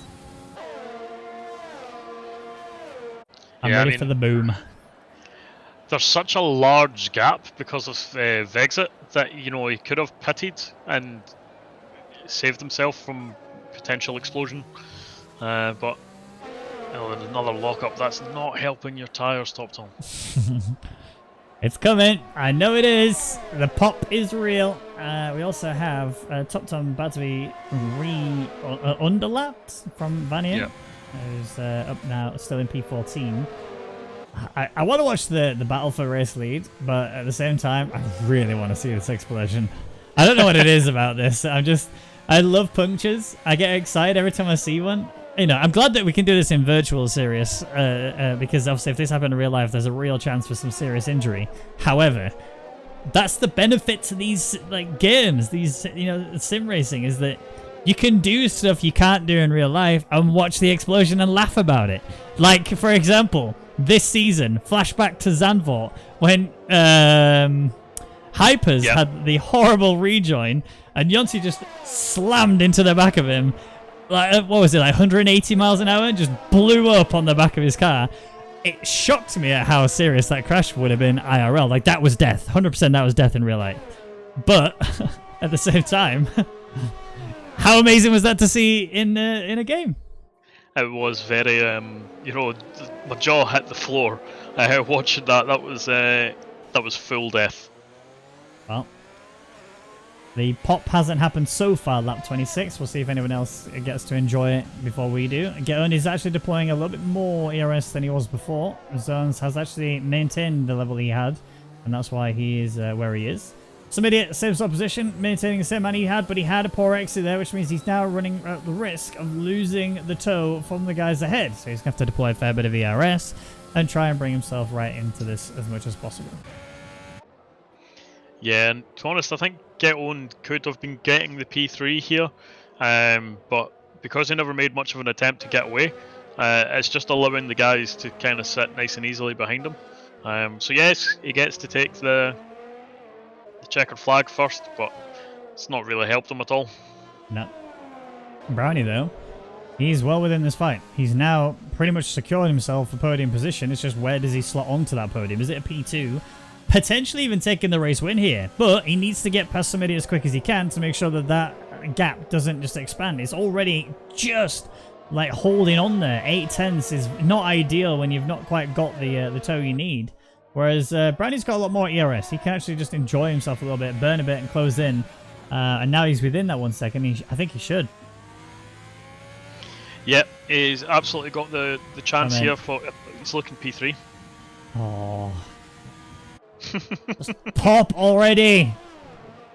I mean, Tom, I love you, and I want you to still get the P5 because that would be fantastic. But at the same time, I want to see a puncture. I want to see a big boom. Make it happen. So I suppose the main question is, do you think that somebody can get past zones? Pace alone? No. No. I don't think there's going to be a swap of positions. I think somebody's going to take the P2. I mean, he's already struggling really hard to try and keep within that 1 second margin. He's lost it already. And this is where Brownie then comes into it a little bit. Actually, Zones is getting fired up here. He's actually looking at Geton for a potential physical race win. I mean, Zones has already had it in the past, and I think over the last couple of races he's had, this would be very much the sweet ending to his season that he very much desires. But I mean, a P2 in the driver's standings is still fantastic. He's done a really good job. Yeah, he's had a fantastic season, and it's so good to see, you know, P1 and P2 in the standings fighting it out here on track with, you know, the Constructors champions right behind as well. It's pretty great. I'm kind of sad Tom isn't going to be in the interviews because I really want to know what his tires are on right now. His right side of his car is over 100 degrees. Pop, pop, yeah. pop, pop. Oh. We will keep swapping between race leaders and Tom because there's going to be an explosion. Let me assure you. I'm going to watch him through turn 3 because that's where I'm expecting it to just blow up. And he's losing so much time to the guys ahead. Yanab actually P6 will actually gain on Tom due to the penalty. So that should be it done. Here he comes through turn 3. Get the full 3D cam on it. Broadcast cam. Boring. Well, here comes Zones then. This is going to be a fight for the race lead then. The final lap. The DRS has 2 DRS zones that he can use here. He's turned off the ERS because he doesn't need to deploy it. Brownie's actually going for a closure on some idiot. Zone's not going for the send in towards the chicane. He doesn't need to. It's this exit here where it needs to be really smooth and very swift, and that is exactly what he's got. Nice little exit here. 3/10, 4/10 is the gap now. DRS being wide open, ERS being burnt away, and Geton has done exactly the same as well. He knows that penalty, well, I think he's going to appeal the penalty. I think that's why he's trying to hold it so well, because he's really committed to keeping this. Oh, Brownie runs into the back of some idiot. No damage though, but that's definitely giving some idiot the code. Brownie did not want to have Vexit and Yonsei are swapping places. Yonsei threw into P7, but he has a lot of penalties to his name. He's going to drop like a stone when those land. Maybe even if he only drops a place, that's still less than ideal. Zones and Geton coming through the final few corners. Geton has done a very good job to hold physically the race win, but the penalty being applied means that despite where he is on the track, he will not take the race win because Zones, who's been the far more consistent driver, takes the race win here in Abu Dhabi. Samidiot will take P2. Brownie gets P3. Geton falls to P4. Tom, who hasn't had a puncture, will finish in P5. And then Yanab will actually take that away from him and get P5. Yeah. Yonti. It's a very close one from Toptom, I think. I'm sad, man. I'm really sad. I really wanted that pop. I was so sure 15 laps would have been a puncture. I was like, yeah, there's no way. No way he makes it to the end of the No way he takes it to the end of the race. And then he took it to the end of the race. I don't know how he done that. He managed to go further on the softs than he did on the medium tyre. That's madness. But why did he do that? That's the thing. Why did he do that? Like, he could have just carried on with the mediums. He wasn't losing pace. He was fine. He just... I'm angry and I'm happy. I'm happy for Top Tom. He managed to score some P6, right? He should have been a P5. Shouldn't have got the penalty. Blah, blah, blah. But I'm sad. I was robbed of an explosion here today. That should have happened. I was cheated. And Top Tom, you need to make it up to me. Yep. I think so. I think that needs to happen. I think 79%. I'm sad. I'm out. I'm done. I've had enough. I want to go home. I hate it here. I'm just kidding. But that should have been a pop. Not gonna lie. And that's the end, look. We got some donuts going on. Oh, it's the end of season 5. I'm not gonna cry. You can cry. I'm not crying. You cry. I'm a real hero. I'm the realest hero here. Okay. Oh. Oh my word, Danico. Basically going out the way that his race went in. As many wings replaced as possible, please. Slam. Boom! There it is. That's the crash we wanted to see. Alright, you can cross the line now. No, cross the line. No, cross the line.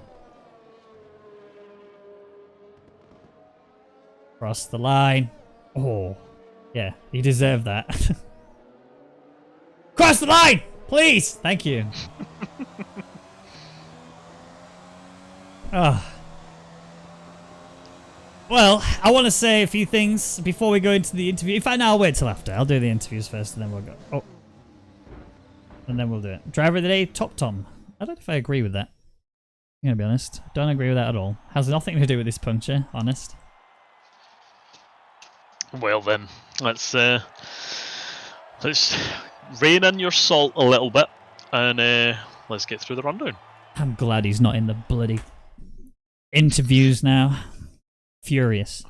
Right, the rundown at the end of that Grand Prix is as follows. Zones getting that race win, the definite sweet ending to the season he needed.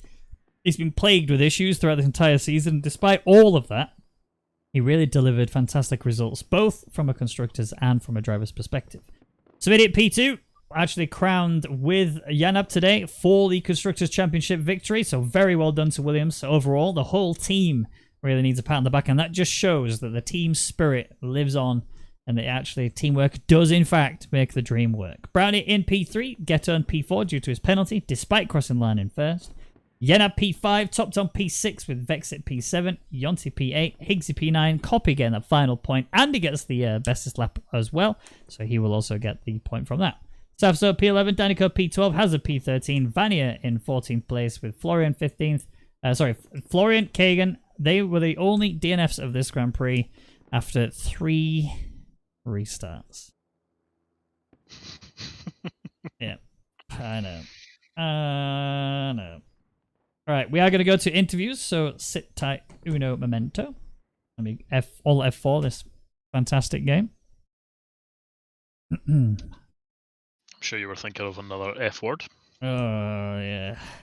I was. I don't know how you knew, mate, but I was. Right, who was at the podium once more? It was Brownie. Okay, he's not around. Okay, well, it's been a while since he's been on the podium. He's probably forgotten. Yeah, I don't think he knows where it is and how to do it. But P2 was some idiot, so let's get him in here. Hello, Mr. Samidian. How you doing? I'm doing just fine. How about you guys? I am happy and sad. Happy because the race was quite a good one to an extent, considering all things considered. And happy that you got your P2. Sad that Top Tom's tires didn't pop, but yeah, we live to see another. You want excitement? I wanted an explosion. I really wanted an explosion, and I was robbed. 79% tire wear, and I got robbed. Anyway, Congrats! Good job by him. I just want to say before go ahead now. I'm not gonna rob you of your P2 ending. Okay, you can have your P2 ending. Congratulations, seriously, you did a really good job. There was a moment there where Get Under looked like he could potentially just run away and actually build that 3-second gap. Was there a moment where you were concerned? Yeah, I made a mistake into I think it was lap 25 going into the first DRS straight chicane. So you have the back straight, you have the chicane, and the second DRS straight. I overcooked the brakes and there lost DRS. That's why I was thinking, okay, this might be the moment where he gets this gap because I was struggling with the front end for like the final 5-6 laps. I was very happy to keep Brownie behind me. He was definitely quicker at the end. Like I had to pull out a lot of stuff to try to hang on to that because the front end was just gone in the last couple laps. But yeah, I mean I drove the best race I could. Get on zones both quicker than me, quite simply. There's a reason they're P1 and P2 in the standings. Like that's just their pace, and that's just where my pace is. No shame in it. No shame in admitting that they're a little quicker than me. But actually, I want to say something since I have a second. Go ahead. My girlfriend is watching the stream. Hey, what's her name in the chat? I don't Vikassilas. I'm not sure. Well, I'm not sure if she's in the stream or in the chat, but I know she's watching. So if you hear me, hey. Did you send her the clip from last week? Yes, I did. Absolutely. Yeah, hey. She loved it. Good. But yeah. Go ahead.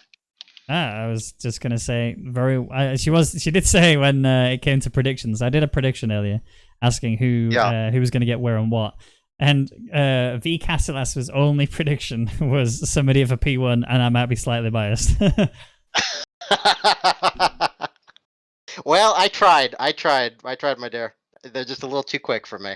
That's just how it is. But actually, I want to say something here. Constructors. Yeah. Oh yeah, completely. Yeah. I actually slipped my mind completely. Well done. Congratulations on the constructors. I mean, your whole team has really been I want to actually say this.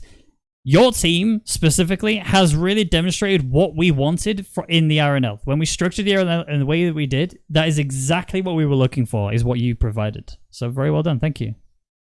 No, that's a credit to our team, like I say. But actually, I want to say something, and I hope you don't take it the wrong way, but I just think it's funny to say. Mind if I say it? Well, it depends now. Now you've got me nervous. Well, don't worry. You said I promise you. Oh, go on. It won't. Don't worry. I promise you.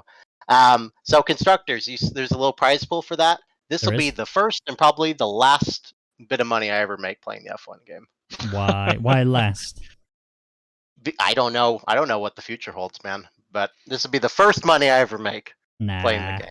All you need to do is get yourself a solid second that is actually going to be there every race of the season, and you're not having to chop and change drivers. Then you'll be good. Well, we had 2 good drivers. We had 2 excellent drivers. You did. Just like you almost had to throw the worst member of your team in almost. And by that I mean you almost had to throw Dave in there.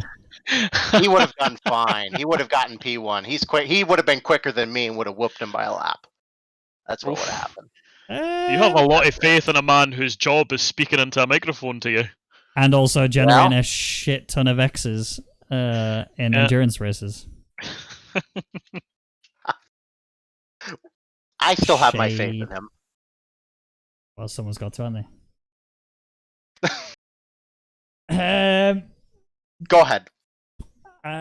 There's no other person wanting to have a interview, it looks like. So dang, they don't want to be in your presence. I know. Can you believe it? I can do interviews with 3 people. I can do it. All right, I can talk for long enough for 3 people. Believe me. We can role play sometime. you can be zones one time. Easy peasy. P1. Didn't even have to try. That was it. Moving on. There you go. Go ahead. So I guess I want to say a few things actually. Quite a lot of things, truth be told. Despite all the issues with the game, despite all of the technical mishaps that have happened as a result of, well, I guess a mixture of Codemasters and just sheer unfortunate circumstances. It's been a very weird season, but I've really enjoyed it. The racing has been fantastic. The commentary has been incredible. The production value of the streams have increased dramatically this season. Even partway through, we had like an overhaul and just really stepped our game up a lot. The last year or so has just been difficult, to say the least. From my stream perspective, from an RNL perspective, from the whole community perspective, it's been the weirdest last year and a bit since last March that I've ever seen. And I want to thank everybody who has stood by me, stood by the community throughout this entire time, because it has really helped me out. Like mentally, it's been probably the most, and it still is, honestly, a really difficult time for everybody, not just for me, but for everybody. And I'm glad that we're all staying true to each other, staying supportive of each other. We're not giving each other any unnecessary bullshit. And I think, honestly, that is very important. We make sure that this continues. So, please, the one thing I ask before, just aside from the RNL stuff, is that every single one of you checks in with a friend and just make sure that even if they say, yeah, I'm fine, I'm not a problem, just ask them, are you actually okay? Because honestly, you'll be amazed the amount of people that are hiding behind their face, if that makes sense. But going back to the RNL, the season has been fantastic. I can't fault anything. I'm sad to say goodbye to Badger after this season. Badger, honestly, you were a hidden diamond. You are much better at commentary than you think. And I'm sad that you look so sad on yourself about your commentary and your own personal persona, if you want to call it that. Because you genuinely make such a huge difference to both me, the community, and the league. So thank you for everything that you've done so far, and I hope this continues. I'm glad to welcome Jess. I've enjoyed commentating with Jess in the past. She's been a very incredible commentator over the years that I've seen her commentate, and she's only gone from strength to strength as time's gone on. So I am really looking forward to seeing Jess back in the commentary box with me next season.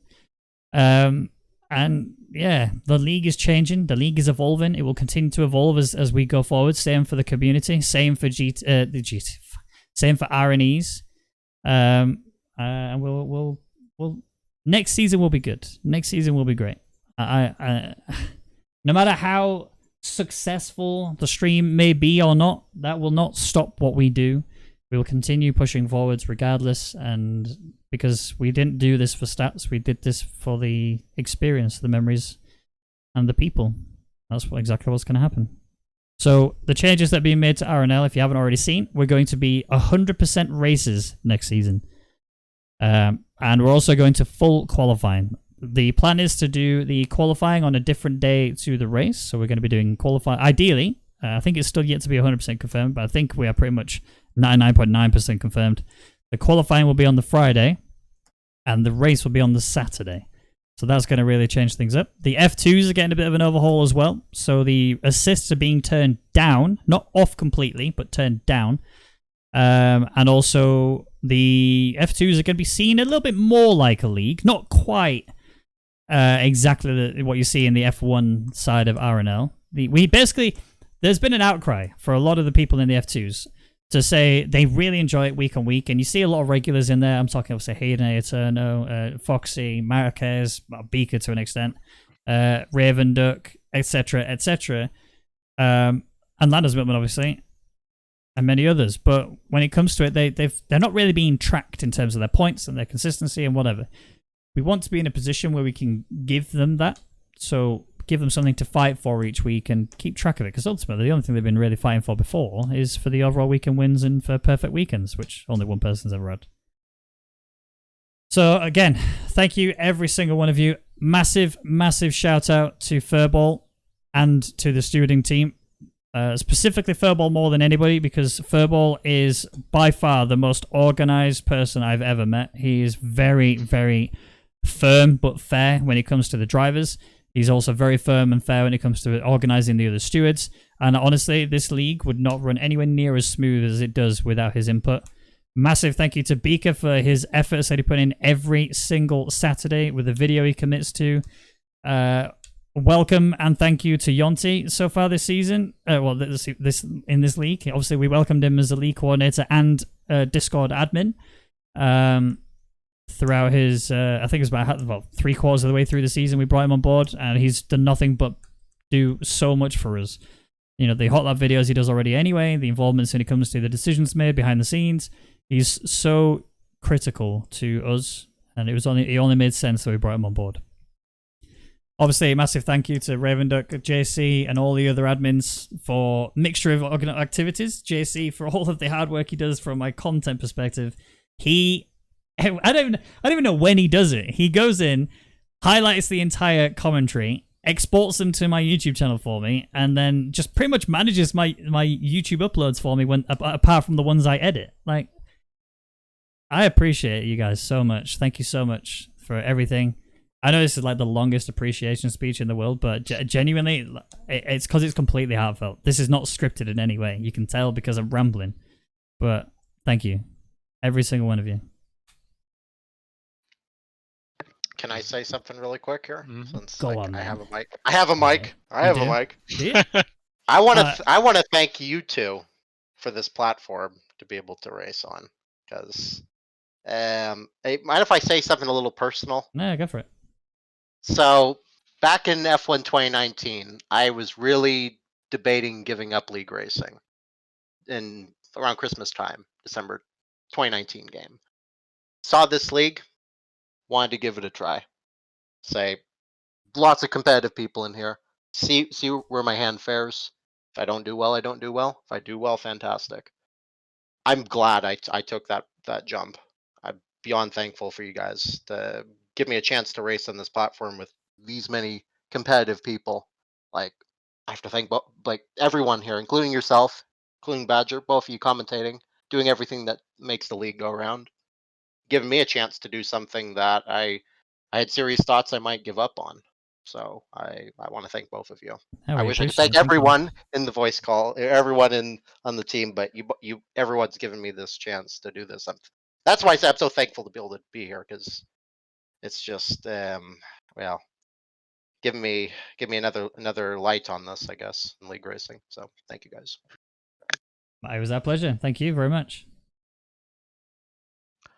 And I suppose there's one more thing that needs done before we finish off this season. Go on. We should probably get the champion in here for a chat. Yeah, go on then.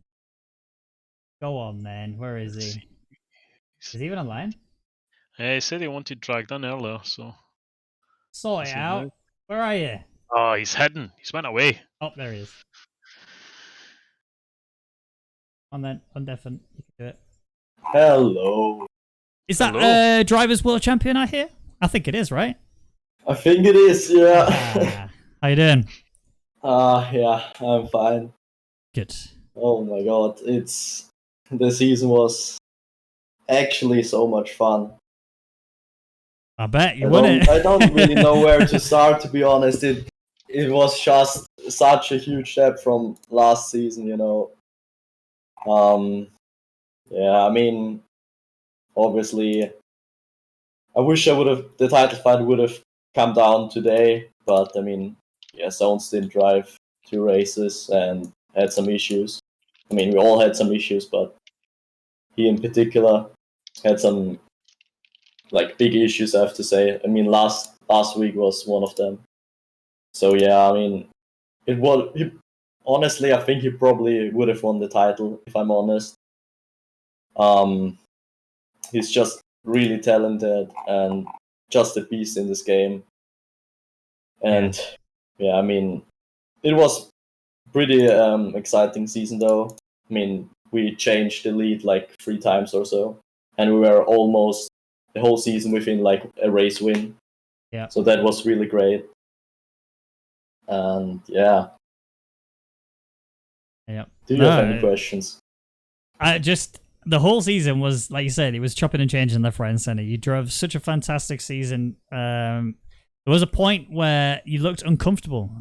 Did you have to fight anything within yourself to bring that back? I mean, the last few races, I just stopped practicing a bit. I don't know. I was just was like a bit tired of practicing a lot.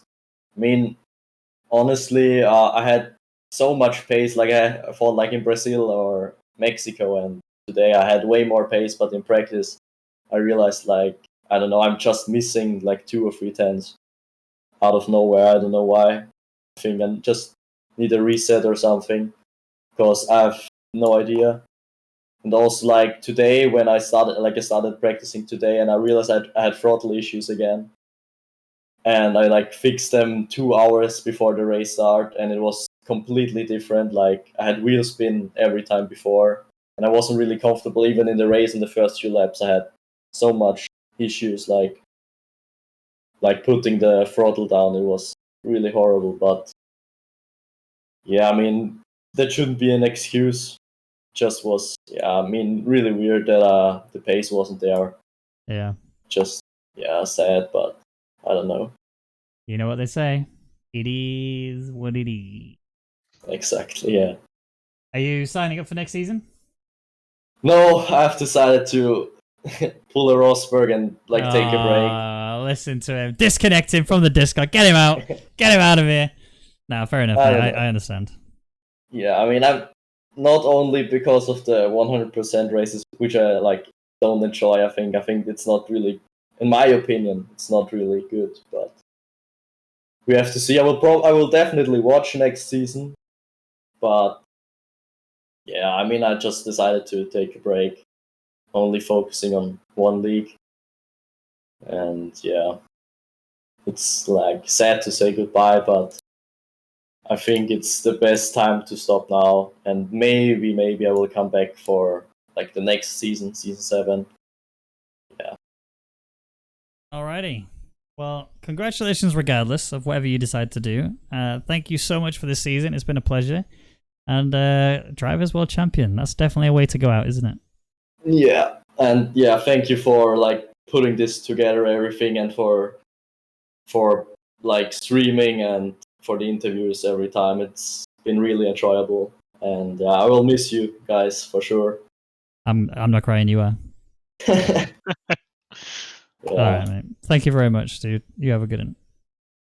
Thank you, boys. See you. Yeah. Bye-bye. Bye-bye. And that's it. The Rwagnation League Season 5 is over. What an absolute pleasure it has been to commentate for you this entire season. And thank you so much, everybody who's been involved. Thank you, Badger, for commentating alongside me. All the league coordinators, the stewards, the viewers, the drivers, the race engineers, and all the reserves. Thank you, every single one of you. I look forward to seeing you all in Season 6. If you want to sign up, !Discord in the Twitch chat, and go and click the sign up form. Otherwise, that's it.